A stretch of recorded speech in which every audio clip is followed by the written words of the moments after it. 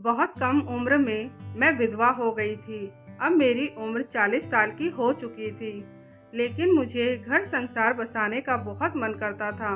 एक दिन मेरी मुलाकात एक लड़के से हुई। हम दोनों एक दूसरे को पसंद करने लगे और एक दूसरे को जानने के बाद हम दोनों ने रीति रिवाज से शादी कर ली।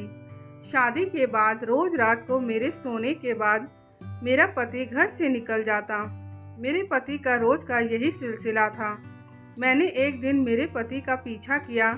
सामने का नज़ारा देखकर मेरे शरीर के रोंगटे खड़े हो गए, क्योंकि मेरे पति के साथ एक नहीं पूरे 15 लड़कियां। मेरा नाम मेनका है। मेरी शादी 19 साल में ही हो गई थी। जब मैं शादी होकर अपने ससुराल गई तब मुझे पता चला मेरे ससुराल वाले ज़्यादा सही नहीं हैं, लेकिन मैं कैसे भी अपनी ज़िंदगी गुजार रही थी। मेरा पति रोज़ शराब पीकर आता और मुझे खूब मारता पीटता था, जबकि मेरे ससुराल वाले काफ़ी अमीर घराने के थे। जब मैं बाकी घर वालों से मदद मांगती तो मुझे कोई भी बचाने नहीं आता था, क्योंकि सब मेरे पति से डरते थे, क्योंकि मेरा पति किसी के ऊपर भी अपना हाथ छोड़ देता था। इसी डर से कोई भी उसके सामने नहीं आता था। मेरा पति शराब का बिजनेस करता था। उसके पास पैसे खूब थे, लेकिन उसे औरतों की इज्जत करना बिल्कुल भी नहीं आता था। जब से मेरी शादी हुई थी उसने मेरी ज़िंदगी को जहन्नम बना रखा था। जब उसका मन करता तो मुझसे प्यार से बात करता, जब मन नहीं करता तो मुझे खूब मारता पीटता था। मेरे ससुराल वाले मेरी मदद करना चाहते थे। मेरे पति के डर से वह आगे कभी नहीं आते थे, क्योंकि मेरे पति के इनकम से ही पूरा घर चलता था। मेरे पति का दूसरी औरतों के साथ भी नाता था। पूरी पूरी रात घर से गायब रहता था। कभी कभी तो जिन औरतों के साथ नाता था उनके साथ एक एक हफ्ते के लिए घूमने के लिए निकल जाता था। मैं अपने कमरे में बैठकर खूब रोती थी और अपनी किस्मत को कोसती थी, और कहीं ना कहीं अपनी मम्मी पापा को भी बुरा भला बोलती थी। उन्होंने कैसे लड़के से मेरी शादी कर दी। मुझे पूरी ज़िंदगी अब झेलना पड़ेगा। मेरा पति एक हफ्ते से गायब था। एक दिन मेरे पति की मौत की खबर आई। मेरे पति को किसी ने मार दिया था। बाद में पता चला मेरे पति का जिसके साथ दुश्मनी थी उन्होंने ही मेरे पति को मार दिया था। मैं अपने पति की मौत से दुखी तो थी, लेकिन कहीं ना कहीं मेरे मन के अंदर सुकून सा था। मेरे पति के मरने के बाद मैं अपने ससुराल में शांति से रहने लगी, लेकिन धीरे धीरे जैसे समय बीतता गया मेरे ससुराल वाले मुझे देखना पसंद नहीं करते थे। मेरे ससुराल वाले चाहते थे मैं अपने ससुराल से निकल जाऊं। वह खुलकर नहीं बोलते थे। मेरे ऊपर धीरे धीरे अपना अत्याचार बढ़ा रहे थे। मैं एक दिन तंग आकर अपने मायके आ गई और तब से अपने मायके में ही रहती हूँ। धीरे धीरे अब मेरी उम्र बढ़ती चली जा रही थी। मायके में मेरे भाइयों की शादी हो गई थी, उनके बच्चे हो गए थे।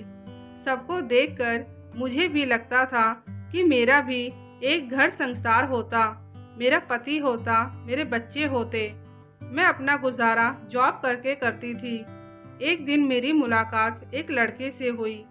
उसकी उम्र लगभग 35 साल की थी। हम दोनों एक दूसरे को पसंद करने लगे। धीरे धीरे हम दोनों मिलने लगे। मुझे लड़का हर मायने में अच्छा लग रहा था। उस लड़के ने मेरे से शादी की बात करी। उस लड़के का नाम आयुष था। मैंने भी अपने घर वालों को आयुष के बारे में बताया। मेरे घर वाले भी शादी करने के लिए तैयार हो गए। मेरे मम्मी पापा चाहते थे मेरा भी घर बस जाए। कुछ समय बाद हम दोनों की शादी भी हो गई। जब हम दोनों साथ रहने लगे मुझे उसकी कई आदत बहुत अजीब लगती थी। एक दिन रात को हम दोनों सो गए। रात के करीब 3 बजे के आसपास मेरी आँख खुली तो मैंने देखा आयुष बिस्तर पर नहीं है। मैंने आयुष को पूरे घर में ढूंढा, लेकिन मुझे कहीं पर भी नहीं मिला। मुझे उसी चिंता में नींद नहीं आई और आयुष का इंतज़ार करने लगी। मैंने देखा आयुष करीब 5 बजे के आसपास घर पर आया। मैंने उसे पता नहीं चलने दिया कि मैं उठ गई हूँ। सोने का नाटक करने लगी। अब रोज का यही सिलसिला था। मेरे सोने के बाद आयुष चला जाता और सुबह 5 बजे के करीब घर पर आता। एक दिन मैं सोचने लगी, कहीं मैंने आयुष को अपने लिए चुनकर कोई गलती तो नहीं कर दी है, क्योंकि मेरी यह दूसरी शादी थी। अगर इस बार भी लड़का अच्छा नहीं निकला तो मेरी जिंदगी तो खराब ही होने वाली थी। मैं आयुष से पूछना चाहती थी, लेकिन मेरी हिम्मत ही नहीं हो रही थी। फिर मैंने एक दिन आयुष का पीछा किया। आखिर यह 3 बजे के आसपास कहाँ जाता है? आखिर क्या बात है? जब मैंने आयुष का पीछा किया तब मैंने देखा आयुष हमारे घर से लगभग 5 किलोमीटर दूर एक घर बना हुआ था, उस घर के अंदर चला गया। मैं भी उसके पीछे पीछे चली गई। मैंने वहां पर जाकर देखा उसने पहले से ही शादी कर रखी थी और उस औरत से उसके 2 बच्चे भी थे। यह नज़ारा देखकर मेरी आंखों में आंसू आने लगे। मैं सोचने लगी, मैंने कितनी उम्मीद से आयुष से शादी करी थी। आयुष ने मुझे कितना बड़ा धोखा दिया। थोड़ी देर बाद मैं अपने घर वापस आ गई और मैं आयुष के सामान में देखने लगी। आयुष का नाम भी कुछ और था और मेरी अलमारी से मेरी सारी ज्वेलरी गायब थी। इसका मतलब आयुष ने मुझसे बस पैसे की वजह से शादी करी थी। आयुष के बारे में आगे जो पता चला वह तो और भी ज़्यादा खतरनाक था। आयुष इंसान नहीं, एक हैवान था। पता नहीं मैं उसकी चुंगल में कैसे आ गई थी। जब मैंने आयुष के खिलाफ पुलिस में कंप्लेंट दर्ज करवाई, आयुष की एक नहीं 15 पत्नियां निकली। आयुष ऐसी लड़कियों से शादी करता था जो विधवा होती थी या तलाकशुदा होती थी और जिन लड़कियों के पास इनकम का जरिया होता था। लड़कियों को किसी तरीके से अपने प्यार में फंसाता था। शादी करके लड़कियों से जितना माल ले सकता था उतना माल लेकर रफू चक्कर हो जाता था। आयुष ने करीब 15 लड़कियों के साथ ऐसा कर रखा था। सारी लड़कियों ने कंप्लेंट भी दर्ज करवाई थी, लेकिन आयुष के खिलाफ कुछ नहीं हो रहा था, क्योंकि कहीं ना कहीं पुलिस वाले भी उसके साथ मिले हुए थे।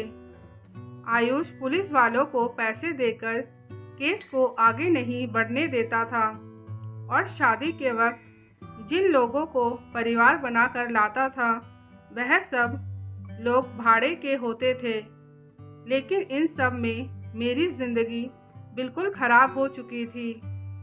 जो मैंने पति और बच्चा का सपना देखा था, सब सपने मेरे चकनाचूर हो गए थे।